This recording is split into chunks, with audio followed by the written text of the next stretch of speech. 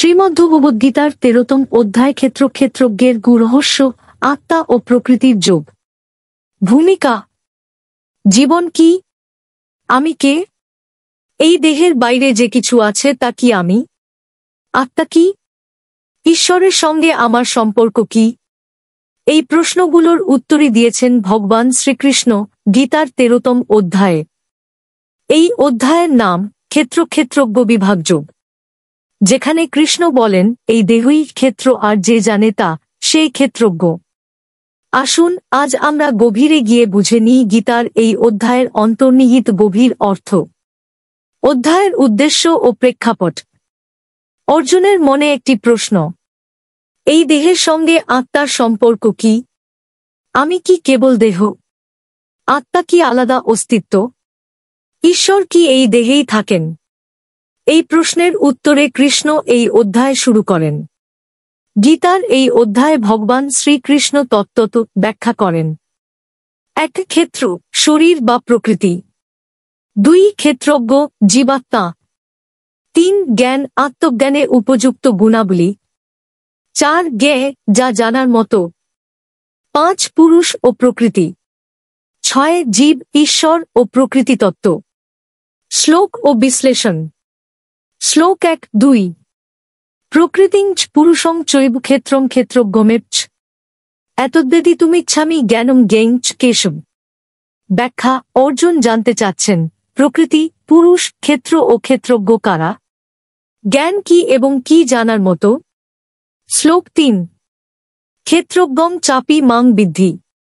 কৃষ্ণ বলছেন, তুমি জানো হে অর্জুন, আমি সব ক্ষেত্রেই ক্ষেত্রজ্ঞ। শ্লোক 5-6। কৃষ্ণ বলেন, উপনিষদ, ব্রহ্মসূত্র ও দর্শনের মাধ্যমে এই তত্ত্ব ব্যাখ্যা করা হয়েছে।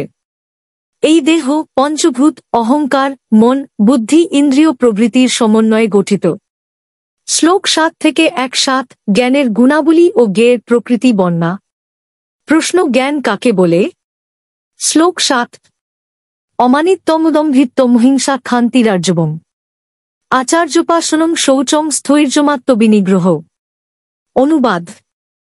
অহংকারহীনতা, ভণ্ডামিহীনতা, অহিংসা, সহিষ্ণুতা, সরলতা, গুরুর প্রতি শ্রদ্ধা, পবিত্রতা, স্থিরতা ও আত্মসংযম এগুলোই জ্ঞানের লক্ষণ।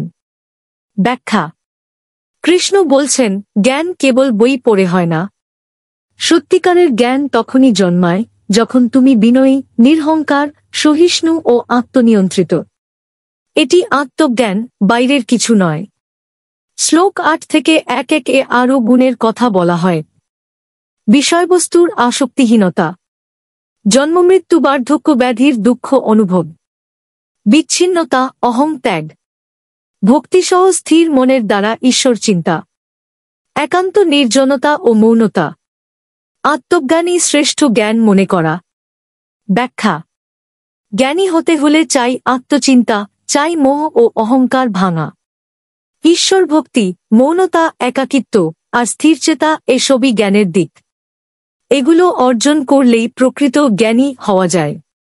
শ্লোক 1-2-1-7 যা বলা আছে। প্রশ্ন, জ্ঞেয়, জানার বস্তু কি? শ্লোক 1-2। তৎ জ্ঞেয়ং যৎ তৎ প্রচ্ছামি যজ্ঞাত্মামৃতমশ্নুতে অনাদিমৎ পরং ব্রহ্ম না সত্যন্যাস দুচ্যতে। অনুবাদ। যে বস্তু জানলে অমৃত লাভ হয় সেই ব্রহ্ম, না তা সম্পূর্ণ সৎ না অসৎ এমন বস্তু জানাই জ্ঞেয়। ব্যাখ্যা। এই জ্ঞেয়ই হল পরম ব্রহ্ম। না তা দৃশ্য, না অদৃশ্য, না দেহ, না কোনো বস্তু। অথচ এই ব্রহ্মই সর্বত্র বিরাজমান, চৈতন্যরূপ। শ্লোক 1-3-1-7 এখানে কৃষ্ণ ব্যাখ্যা করেন ব্রহ্মের গুণাবলী। সে সর্বত্র আছে, ইন্দ্রিয় দ্বারা ধরা যায় না, বহির্ভূত অথচ অন্তস্থ, গুণহীন অথচ গুণধারী, স্থির অবিভাজ্য কিন্তু বিভক্তের মতো। ব্যাখ্যা। এই ব্রহ্মই পরমাত্মা। তোমার ভিতরেও আছে, বাইরেও। সে দেখা যায় না, কিন্তু সে সবকিছুই ধারণ করছে। এটাই সেই সত্য যা জানলে অমৃত লাভ হয়। এই পর্যন্ত শিক্ষা পেলাম যা। এই অংশে কৃষ্ণ বুঝিয়ে দিলেন এক আত্মজ্ঞান কি? 2 একজন জ্ঞানীর গুণ কি? 3 এবং ব্রহ্ম সেই চরম সত্য যা আমাদের জানার দরকার। তুমি যদি সত্য জানতে চাও তাহলে দেহের বাইরের আত্মাকে জানো, জানো সেই ব্রহ্মকে যিনি সর্বত্র সব সময় সবকিছুর মূলে। শ্লোক 1:8 থেকে 3:5 ব্রহ্ম, প্রকৃতি ও পুরুষের পারস্পরিক সম্পর্ক। শ্লোক 1:8 থেকে 1:9 আত্মা ও ব্রহ্মের দর্শন নিয়ে বলা। শ্লোক 1:8 জ্যোতিষাম্পি তজ্জ্যোতির্জ্যোতিরাম্পি তজ্জ্যোতির্গ তমস পরমুচ্যতে জ্ঞানং জ্ঞেয়ং জ্ঞানগম্যং হৃদি সর্বস্ব বিষ্ঠিতং। অনুবাদ: সে জ্যোতির মধ্যেও যে চেতনার জ্যোতি, অন্ধকারের পরেও যে পরম, তাই আত্মা। সে জ্ঞান, জানার বস্তু এবং জানার পথ সবই। ব্যাখ্যা: আত্মা কোনো আলো নয়, সে আলোরও ঊর্ধ্বে। হৃদয়ের গভীরে সে প্রতিষ্ঠিত এবং তাকেই জানতে হয়। এই জ্ঞানই মোক্ষের পথ। শ্লোক 1:9 প্রকৃতি ও পুরুষকে সম্যক জানা দরকার, কারণ সব কর্ম প্রকৃতি থেকে হয় এবং চেতনা পুরুষ থেকে আসে। ব্যাখ্যা: প্রকৃতি মানে জড় আর পুরুষ মানে চৈতন্য। আমাদের দেহ প্রকৃতি, কিন্তু জীব সেই চৈতন্য পুরুষ। এটা জানলে জীব দেহকে নয়, আত্মাকে জানে। শ্লোক 2:0-2:4 প্রকৃতির গুণ ও বন্ধন নিয়ে বলা। শ্লোক 2:1 কারণং গুণ সঙ্গস্য সদস্যনিজন্মসু। অনুবাদ: প্রকৃতির গুণগুলোর সঙ্গে সংযুক্ত হওয়ার জন্যই জীব জন্ম নেয়, ভালো বা মন্দ দেহে। ব্যাখ্যা: সত্য, রজ, তম এই গুণ তিনটির সাথে সংযুক্ত হলে জীব জন্মে বহু রকম রূপে। বন্ধনের কারণ গুণসঙ্গ।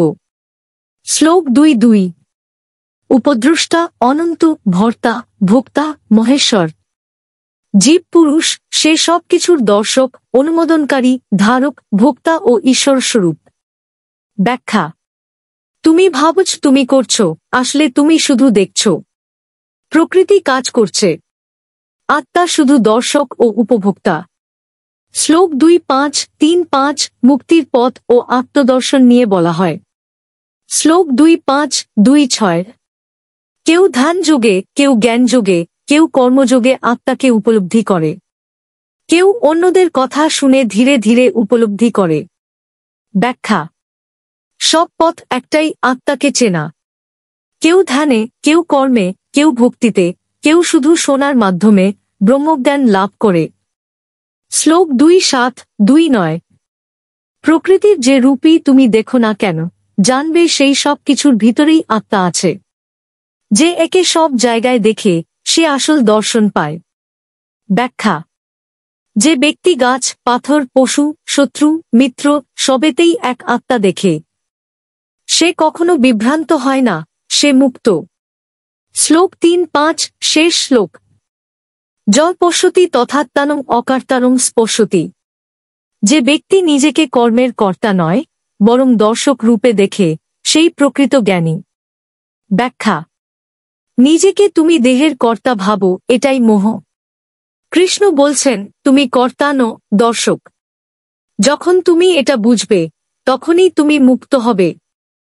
অধ্যায়ের সারাংশ। এই অধ্যায়ে কৃষ্ণ বলেছেন: 1 দেহ আলাদা, আত্মা আলাদা। 2 প্রকৃতি ও চৈতন্যের মেলবন্ধনেই সৃষ্টি। 3 আত্মা অবিনশ্বর, কর্মে জড়িত নয়। 4 জ্ঞান, ভক্তি, ধ্যান সব পথেই মোক্ষ সম্ভব। 5 যিনি নিজের প্রকৃত রূপ জানেন, তিনিই প্রকৃত মুক্ত। এটাই গীতার 13 অধ্যায়ের অন্তরস্থ বাণী। Now face self, realize the self, and be free. একটি কথা, আমার ভিডিওগুলো ভালো লাগলে অবশ্যই সাবস্ক্রাইব, লাইক, কমেন্ট, শেয়ার করবেন। পরবর্তী ভিডিও পেতে বেল আইকন বাজিয়ে দিবেন। সবাইকে ধন্যবাদ, নমস্কার।